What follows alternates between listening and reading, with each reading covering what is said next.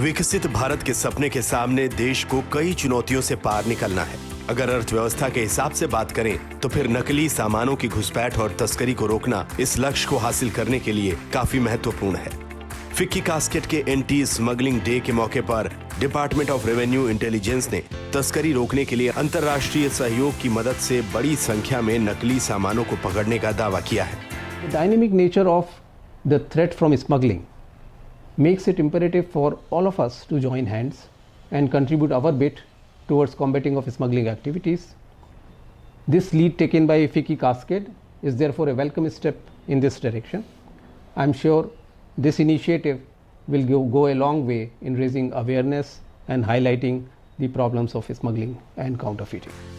DRI के इस कदम की तारीफ करते हुए फिक्की कास्केड ने अब अपने मिशन को तेज करने का फैसला कर लिया है। इसीलिए इस साल एंटी स्मगलिंग डे के मौके पर एक खास कैंपेन लॉन्च किया गया है। स्मगल्ड सामान को करो नकार, विकसित भारत का सपना करो साकार नाम के इस कैंपेन से देश में नकली सामानों की घुसपैठ को रोकने की मुहिम को बढ़ावा देने का फैसला किया गया है। दरअसल बाजार में नकली उत्पादों की बिक्री से घरेलू मैन्युफैक्चरिंग को बड़ा नुकसान पहुंच रहा है।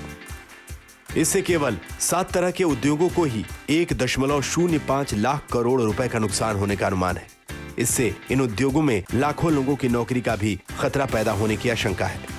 नकली सामानों की इस बढ़ती तस्करी से सरकार को भी राजस्व में भारी नुकसान उठाना पड़ता है।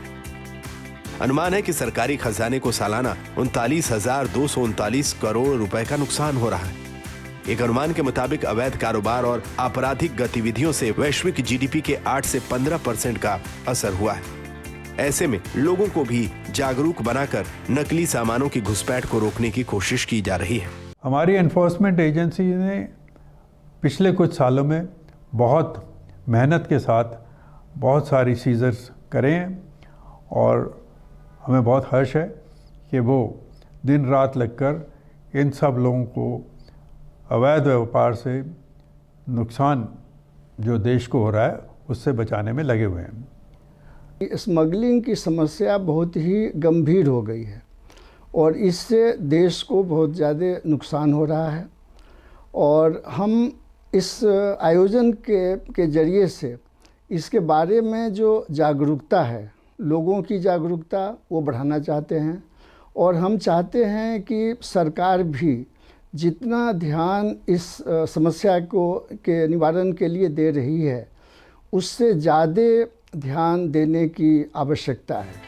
उम्मीद है कि सरकार और उद्योग संगठनों की इस कोशिश से देश में नकली सामानों की घुसपैठ पर रोक लगेगी। इसके साथ ही तस्करी पर रोक लगने से देश की अर्थव्यवस्था को होने वाले नुकसान से बचाया जा सकता है। वीडियो पसंद आया तो हमें लाइक, कमेंट, शेयर और सब्सक्राइब जरूर करें।